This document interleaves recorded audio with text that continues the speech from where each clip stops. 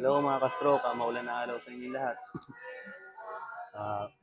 Dito po ako sa sa gym, maaga ako nagpunta kasi baka buti ng malakas na ulan. Kung mapapansin niyo, ako lang yung tao. Gawa ng gawa po ng maulan kasi.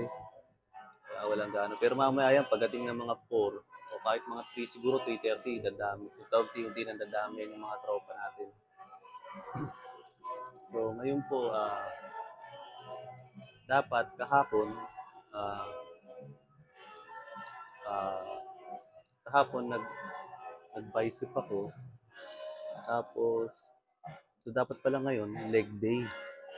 Kaso naman, yung tuhod ko ang sakit. Itong affected ko, yung tuhod ko ang sakit. Hindi ko na maintindihan kung gout ba ito o anong...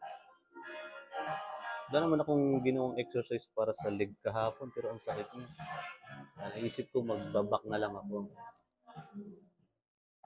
Puro back, saka konting chest. So, tignan niyo po ako, tignan niyo yung mga yung mga ginagawa ko. Parang, kasi sa totoo lang po, nainganyo, habang tumatagal ako dito sa gym, parang naiinganyo na ako ng naiinganyo na bukod sa, sabi nga nila, lumalakas ako at the same time, nagkakamasil-masil ako. Sana magkaroon pa tayo ng maganda-gandang improvement sa loob ng taon. Tara po, samahan niyo ako.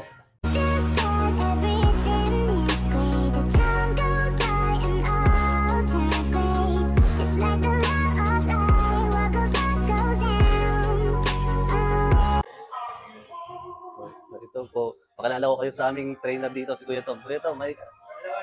Kuya Tom, ano masasabi mo sa mga stroke survivor na kagaya ko? Ano ma-advise mo sa kanila? Kahit yung mga mga simpleng advice. Diretso lang siya kumain ng tama, matulog ng tama, tapos naligatin mo lang sa sarili nyo. Yan ang aming trainer dito, malupit po yan. 50 years old ka na, no? Pero kita niyo yung katawan niya, build pa rin, alaga. Saka siya, hindi siya mahilig, hindi siya kumakain ng mga bawal, puro healthy diet. Di rin siya nagibisyo. Tama, ganda ng katawan niya, ang lakas pa ng katawan niya. 50 years old na, walang sakit, di high blood. So ayun po, tara samahan niyo ako. Pakita ko sa inyo yung mga ginagawa ko pagdating sa ngayon back at saka konting chest, bali mag-apply lang ako. So ayun po, tara samahan niyo ako.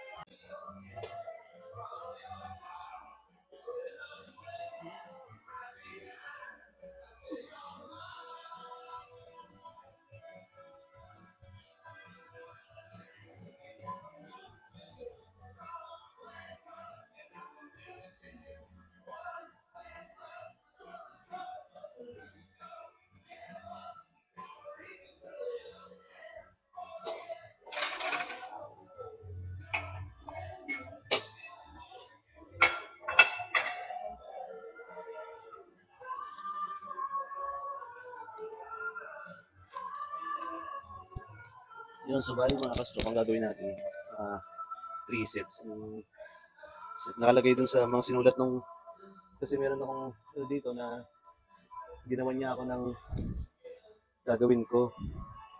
So tinuro sa akin lahat ni Kuya Tom, yung trainer. Sabi niya sa akin, mabigat, ay magaan lang. Tapos, 3x10. Pero ang gagawin ko ngayon 4x10 kasi may 3 linggo ko na rin ginagawa ito eh.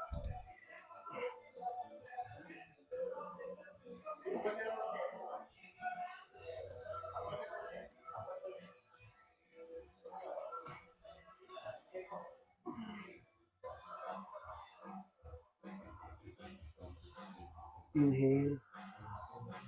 Exhale.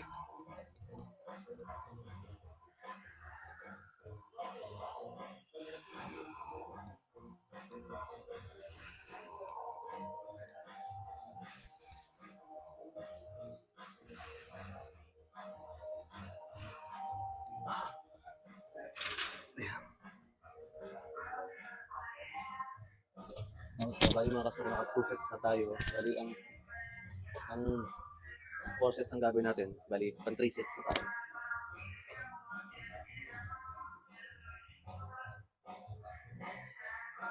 Napansin ko dito mga kastroke, yung kamay ko parang hindi siya pantay. Hindi ko alam kung maigsi ba yung kamay ko. Pag nagbubuhat pa nagka-bicep curl ako na gano'n, parang tabingi eh. Nagtataka sila dito, bakit gano'n eh? Bakit daw tabingi eh? Kahit pantayin ko, ano siya, tabingi. Yung naka-experience ba kayo ng gano'n mga kastroke? I-comment nyo nga sa ating comment box.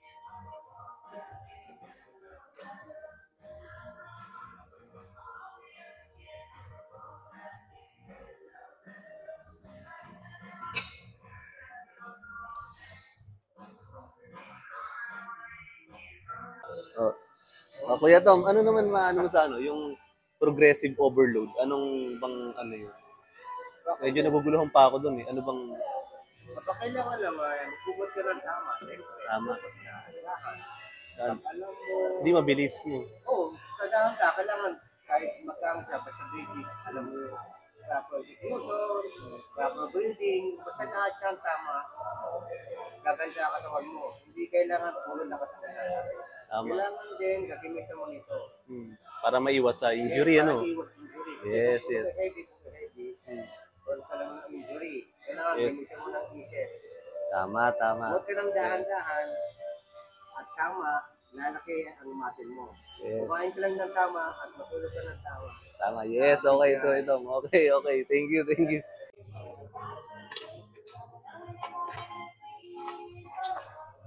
So, dito naman tayo mga ka-stroke sa seated naman. So, 30 pounds na to, kg. Slowly.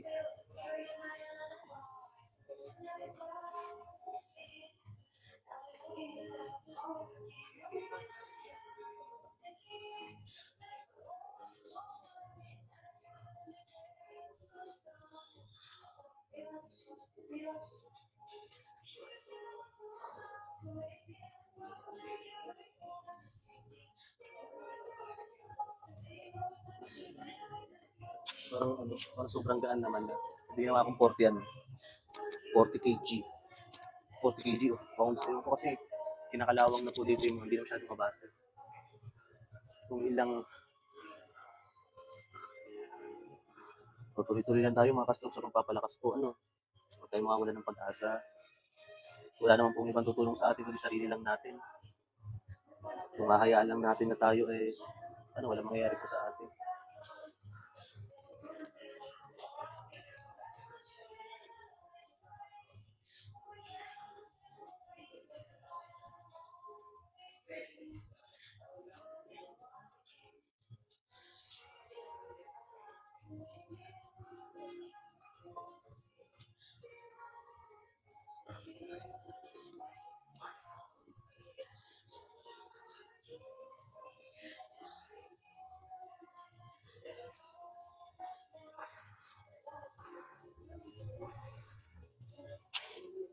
So yun, bali dito sa seated mga ka-stroke, bali ganun din, 4 set by 10 repetition.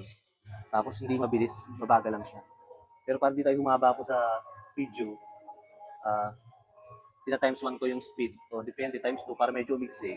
So pakita ko lang sa inyo yung mga form at mga equipment, execution na ginagawa ko para sa aking road to 100% recovery. Sana kung meron, ako'y umaasa pa din po.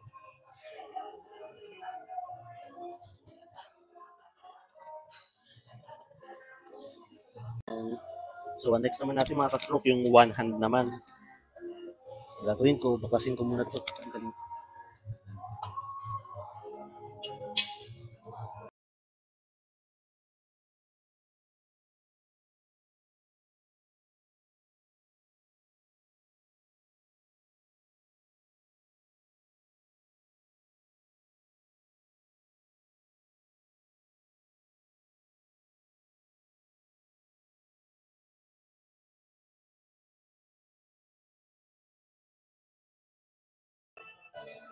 So, ito naman tayo mga ka-stroke.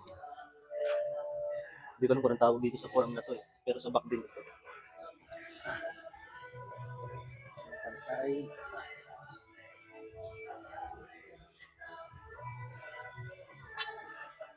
Ang proper form.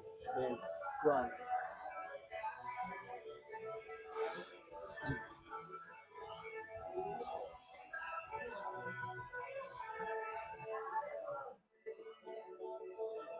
So, bali gagawin ko mga kastroke. Yung isa, nakaganto. 4 sets ng ganito, nakaganto. Tapos 4 sets ng nakaganto. Ang alam ko kasi ito, para sa upper, sa back. Tapos, itong nakaharap yung tumpis ko ay sa ano naman, sa lats naman dito sa gilid. Kung makapansin nyo mga kastroke, tabingi yung ano ko. Tabingi yung kamay ko, hindi ko maintindihan ba't gano'n. Ang hirap gawin ng maayos yung form. Diba, masakit yung tuhod ko. Kinakaya ko lang. No pain, no gain. Ika nga.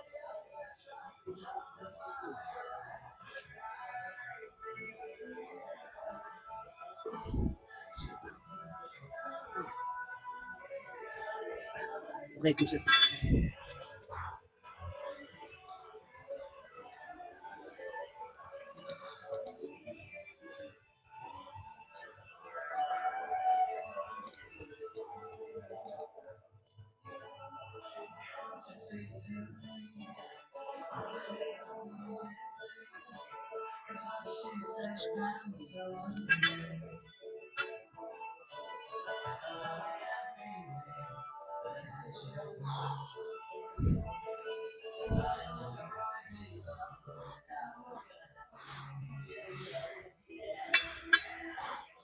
Record ko. So, last set na tayo mga kastroke.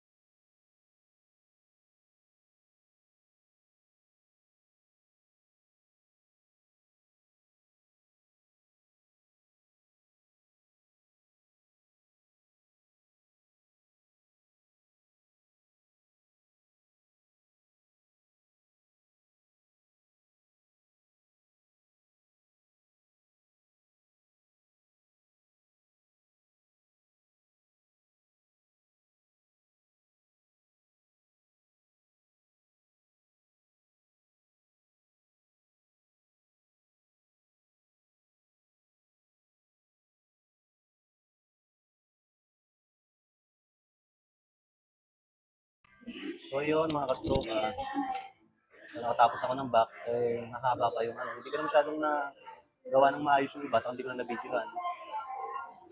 Sakit kasi yung tuhod ko, doon makagawa ng form ng maayos. So baka ngayon, mag-chest na lang ako. Kung mahaba pa na may oras, umuwi ako kadalasan sa mga 5:30. Lalo nga Sabado ngayon, saka mga ulan, mahaba ako. So yung mga video ko na ginagawa ko, yun po yung mga usual na ginagawa ko tuwing back day. Para mapalakas yung likod at magkaroon ng laman-laman, magkamasin-masin. So ayun po. Bago po akong bago po ako matapos ng video na to, ay gusto ko po sana magpasalamat sa inyo lahat sa walang sawa ng suporta at sana po huwag kayong mawala ng pag-asa at patuloy pa rin na magpalakas.